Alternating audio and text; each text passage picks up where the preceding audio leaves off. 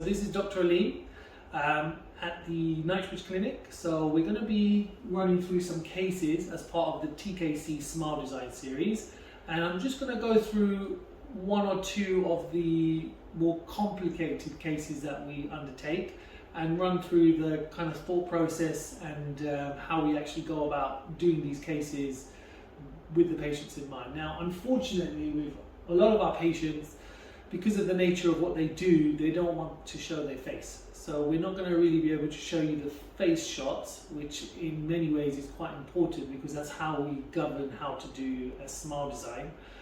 We do a lot of digital SMILE design and we use their face shots, but we can't gain consent for a lot of these cases because they don't want their faces out there. Some of these people are on TV a lot, are very famous, and they don't want to really show who they are, which is totally understandable. We respect that. So what we're doing is we're going to show you the cases without the photos, but we can still get a really good idea about the case and how we go about doing the case. So the first point that I would make is whenever you're undertaking a SMILE design case, top, bottom, doesn't matter how many units, we really need to focus on what the patient's needs are. So the comprehensive examination and assessment is so crucial with that.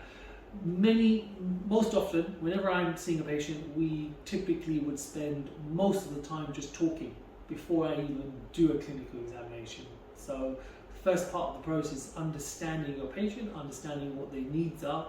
Then only after you understand that, then we actually go and start looking at the teeth, because the teeth are important, of course, that's what we're changing, but we need to understand what the person really wants. So let's go through this case. I'm going to just run through it with you in a bit more detail so that it can kind of give people understanding as to what we're looking at and the various options. So let's just run through this case. So this is a patient who came in with some existing veneers. So what you can see here is there's actually just, I believe there's 8 veneers on the top teeth, 4 on each side, and on the bottom teeth there is no veneers. Now, I could ask you what you'd see here, but it would go on forever. So let me just point out what I see here. So the first thing I see is we have some veneers that have clearly been in place for a very long time, because you can see that there is some recession around the top of the veneers, there's discoloration, and they look a bit worn. Now the teeth in general look a bit worn, so it gives you an indication as to the sort of age of the patient, and also is that a normal type of wear pattern for the person's age. And in this case, probably not. The patient's a severe grinder, and nowadays, especially since COVID, the number of patients that are grinding has gone through the roof. So I almost always assume that any patient that walks through the door for any treatment is going to be a grinder, because grinders don't really know they're doing it. Typically they're doing it at night. So what I see here is 8 veneers that are worn, and the person also does not like, it's a lady in this case, does not like the look of the lower teeth because of the gaps and the recession, and wants to do something about it. So this person never smiles, is very self-conscious about her smile, and because of that does not smile, which is a shame. The old veneers, they don't look too bad, because they've probably been in there for like 15 to 20 years, but they need renovation. So we look at the person's bite, we look at how everything looks, and then we go about talking about how we can improve this case. So, and this is based on the patient's wishes and needs. Now, whenever we do a case, the most important thing is you have to give them the smile they want first. And then once you give them the smile they want, you need to make sure that it can last. So how does it last? It's all about function, how the teeth interdigitate, and how stable the bite is. So that's the most important thing after the aesthetics that we would focus on. Now in this case, we decided that we're going to remove the 8 anterior tooth veneers, and then we're going to look to expand the person's smile. So we're going to try and veneer some of the other teeth, and then on the lower teeth, close those gaps and make everything much more uniform. So just from these photos you can't see, but the person's alignment is really good in this particular case. Now what I mean by that is if teeth are backwards and forwards and they're crowded, it's a problem. And because of the way I like to practice my dentistry, I don't like to cut teeth. So if the alignment was not great, we would get the alignment right first. So how do we do that? Any type of orthodontic system. Invisalign is very common, which is really good at just moving teeth fairly quickly, or a fixed brace. Fixed brace is always quicker, and we do a combination of both. So we can do some fixed braces or some Invisalign just to get the teeth in a perfect alignment, so that we don't have to prepare the teeth if we're going to do any ceramics. So as you probably, if you've seen some of the other series, I don't like to cut teeth. We do lots of non-preparation veneers, and in this particular case, what we decided upon was to do upper and lower, pretty much full mouth veneers, but with no preparation. So I'm going to show you this, and we'll show you how we went about doing it. Now, this is the crucial thing. So we had to remove those veneers. Now, as a clinician, and I think for probably many clinicians out there who remove veneers, it's probably one of the things they hate the most, because if they're good veneers, and these are pretty okay veneers, they're not, you know, super white, it's very hard to tell when you're actually prepared when you've gone through the veneer and you're touching the tooth. And these old veneers, I know the tooth were prepared, so we don't want to cut any more tooth away, because if you do, you run the risks of having root canals and teeth fracturing, and the patient basically undergoes a lot of pain and discomfort. So what we use here is a laser. We have a water laser, which is a water laser, and that's incredible at removing veneers. So you just numb the person up, you just pass this along the veneers, and it starts to shatter the veneers. Now we have a video of this on YouTube, you can see it. It's probably one of the best things that I've invested in, simply because it means I don't have to cut the veneers off, which I hate. So I will show you the next phase slide, which may be a little bit too much for some people because it shows the veneers off. So if we go ahead and show you this, this is after the veneers were removed. Now this is the reason why I don't like to cut teeth, because you can see those 8 front teeth are mutilated. Now, yeah, thankfully there's no symptoms, there's no issues with regards to these teeth, there's no pain, so we're fortunate in that respect. But some of these teeth could easily need a root canal because they've actually been prepared quite a bit. And I'm sure if you follow Instagram, you will see people's teeth who have had their teeth cut like that, lateral incisor, but all the teeth look like that, so it's very extensive. But anyway, the preparations are fairly extensive, and you can see on the 3 photos that we've removed those. Now the key thing here is these were removed, but none of the tooth was removed, because you can see there the little spots, which is the cement still on the tooth. So the laser managed to remove all of these veneers, but without actually me having to touch any more tooth structure, which is fantastic. And that minimizes the risk of root canal treatment massively. Because as soon as you start cutting that tooth and there's not much left, you're going to end up needing a root canal treatment. And I can happily say to you, in all my years of doing veneers, I've never ever prepared a tooth and had a patient coming for a root canal, because most of the preparations are non-preparation, and I would never do an aggressive preparation because I know what's coming. So this is not something that I personally have to deal with, but I have to deal with it for clients who come in who've had old veneers, crowns, and they need root canals. So a couple of remarks on this case. Actually, the oral hygiene is very good. The gums are nice and pink.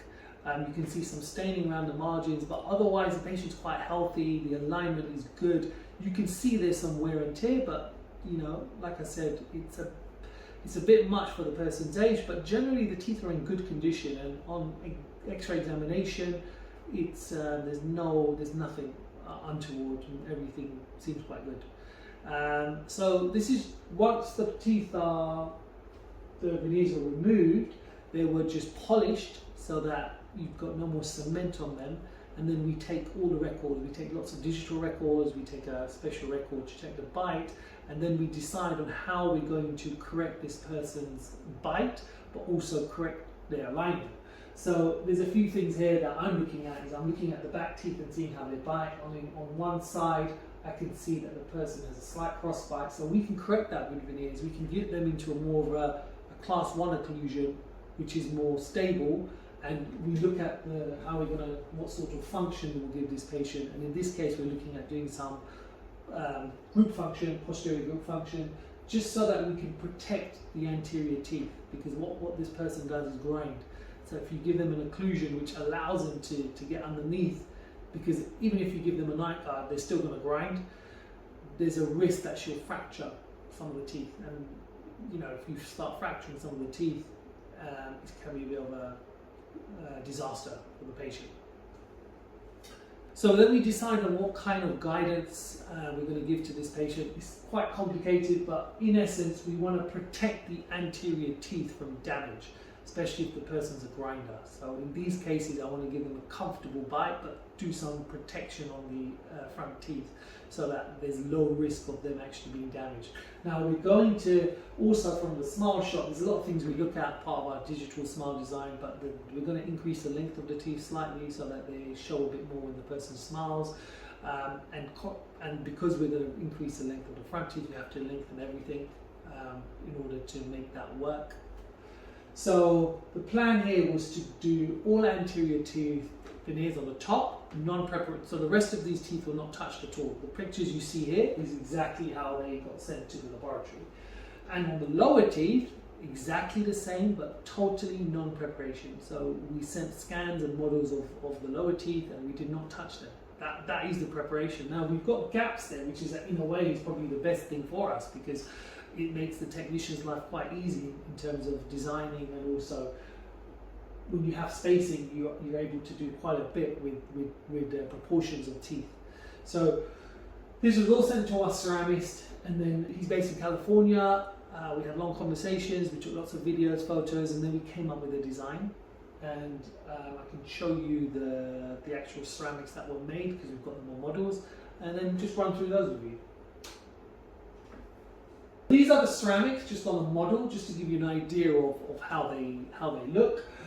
Again, all the ceramics in this case was feldspathic, and some would say, why were you doing feldspathic veneers on a grinder?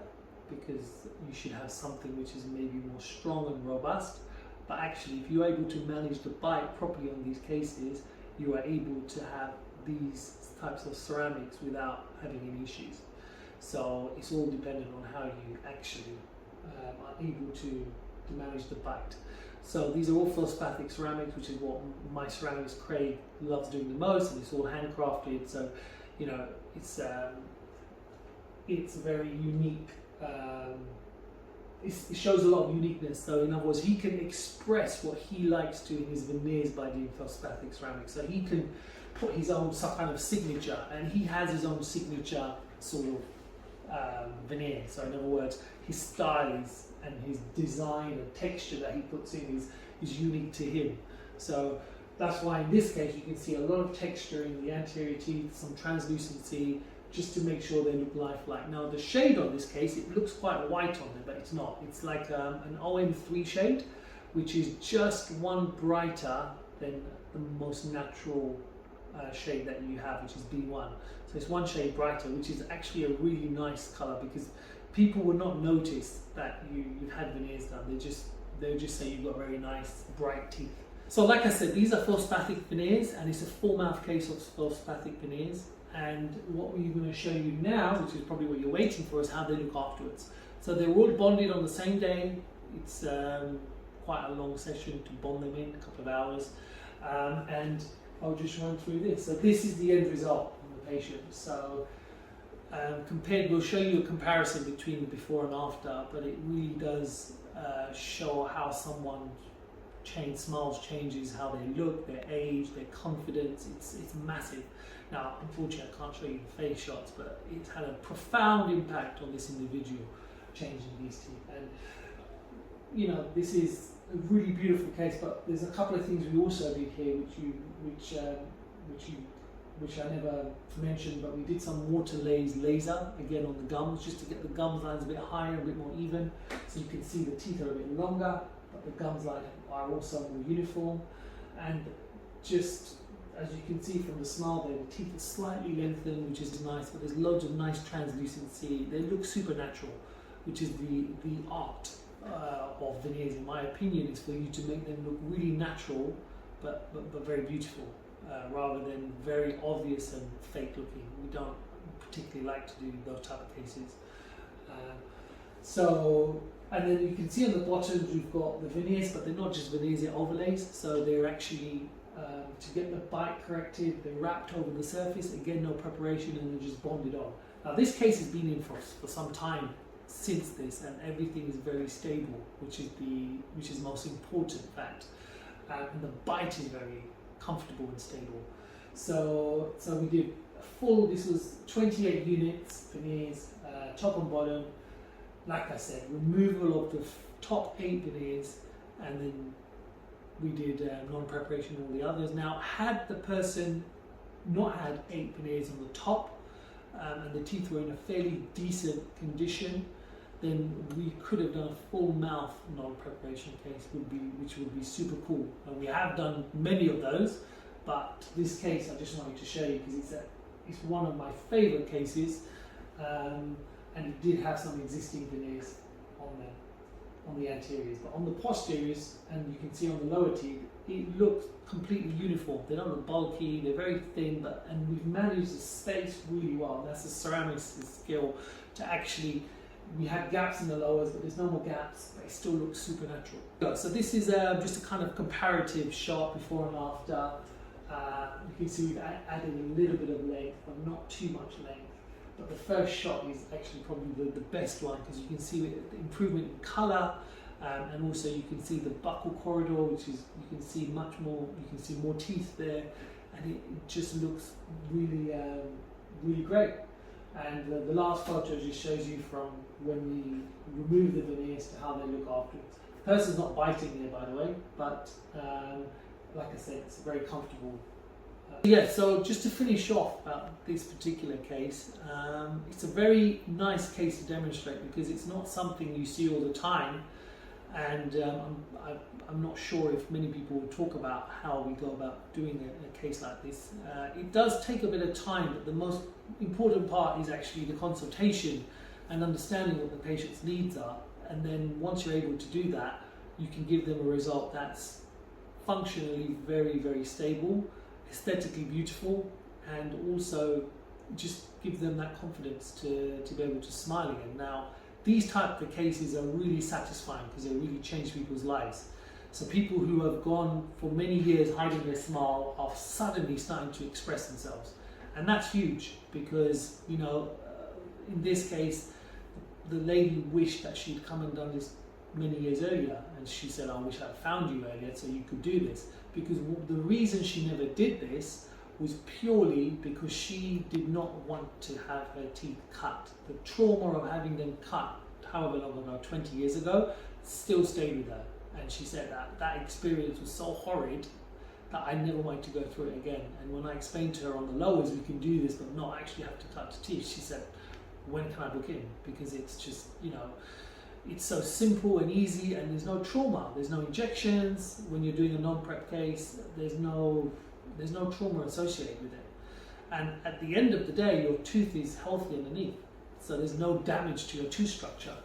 So it's a win-win in all situations. It's just, like I said, very few ceramists can actually do these cases, because if the ceramics are so thin that, you know, if you put a load on them, even with your fingers, before you bond them, they'll snap. But once they're bonded on and you've calibrated the bite, you can actually get some good longevity out of them.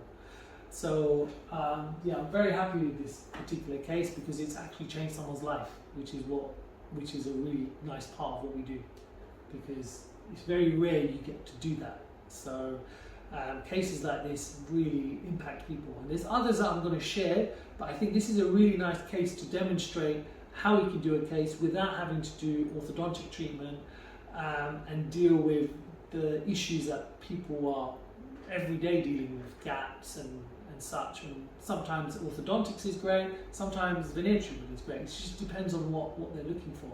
And there's another couple of cases that I'm going to share as part of this series, which is dealing with someone who's got gaps and why orthodontics is not the right solution, and doing a veneer case is, and that will be coming up shortly.